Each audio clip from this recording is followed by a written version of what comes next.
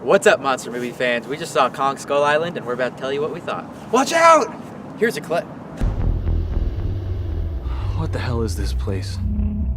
That's Kong. He's king around here. Kong's a pretty good king. Keeps to himself mostly. Well, you don't go into someone's house and start dropping bombs unless you're picking a fight. So Kong Skull Island is set in the Vietnam War era, starring John Goodman as a believer in monsters. And he just wants everyone else to believe him so they can save the world from all these terrible creatures. Somehow he convinces an army and a group of people, experts, some may say, to join him in the effort to go to Skull Island and defeat or even discover these monsters. And with these groups of people, you get what I think is a flaw in the story is the subplots. Since this movie features so many different characters, they end up splitting up throughout the movie. There's several different parts where they split up into different groups and they keep reforming and splitting up again. And some of these groups that we keep cutting back their stories, I thought the stories were very boring. And other times I thought the other group stories were more interesting. So that's where the movie lost me at times, when it would cut to the story of, let's say, Group A for 5 minutes, and that was a boring 5 minutes for me. But then we cut back to Group B, who I found to be more interesting. So that's one of the give and takes in this movie. Yeah, I appreciated a lot of the character groups that you could see together. Some of the interactions between the individual characters were boring or even kind of cheesy, but in each of these groups you do get a different glimpse at the island and its creatures and the natives, and I thought all of that was really cool. I'm glad you mentioned cheese. This movie does feature a fair amount of like monster movie cheese. You get some cheesy lines and cheesy moments, but I think that's kind of what makes this movie better for me. I do expect, because I mean, you're dealing with monsters here. You're not going to get a very realistic story. So when they do throw the cheese at you, it's very welcome cheese. It's an aged cheese. It's a nice soft brie, maybe.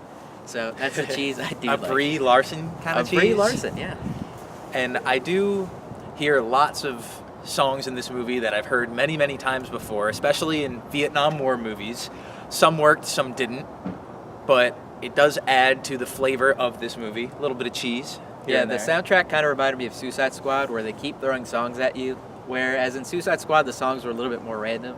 Like you mentioned, these songs... These at least made sense. Yeah, they sound more Vietnam War era time, so it makes a little bit more sense. It is a bit much. I would have liked to cut that down to maybe half the songs, and we heard more score, even a cool King Kong theme, but... The score was really good. I don't know if there was one particular King Kong theme, but I loved the score. The score was really great, and again, I would have really liked if they highlighted more scenes with score instead of soundtrack, so that's another nitpick for me. Is that a monkey?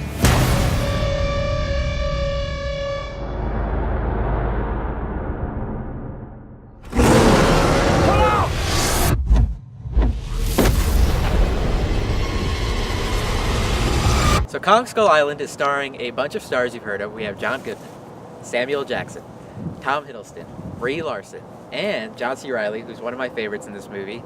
He's definitely a standout, and I gotta say, most of these characters work for me, some of them don't.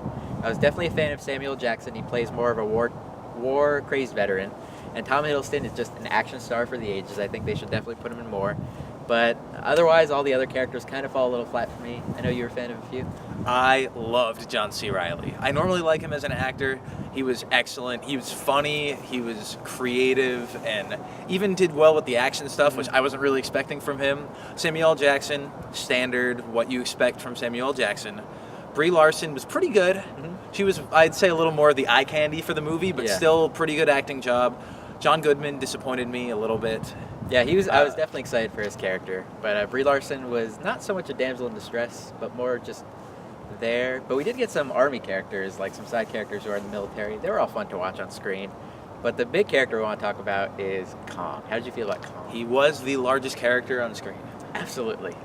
He was cool. They did a great job with his CG. He looks real. He looks like this real emotional being. Strong, tough, amazing. And they kind of challenge him being the biggest character on screen several times. This movie is jam-packed with monsters.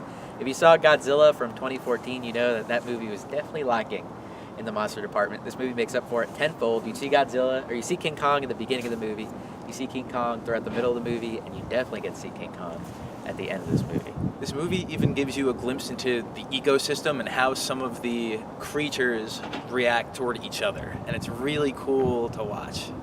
Yeah, this movie's going to tie into the Godzilla movie that we've mentioned before, and it's going to create a monster cinematic universe, if you will, with these giant monsters. So definitely keep an eye out for those coming out in the future. And I gotta say, stay for the end credit scene because you don't want to miss that. This movie does have an end credit scene. You're in for a treat with this one. And Tim, you mentioned eye candy earlier. I gotta say, this director, he's a newer guy. He's a younger guy, Jordan Voight-Roberts, I believe his name is. Correct. His eye for cinematography and for shots and visuals is incredible. The visuals of this movie are awesome. Every frame is a painting, as some people would say. I honestly hope they let him direct one of the either Godzilla 2 or Godzilla vs. King Kong, whatever they decide to make this franchise into. They should give this guy at least a strong consideration. Oh yeah, it wouldn't shock me if they did. This And- movie was pretty.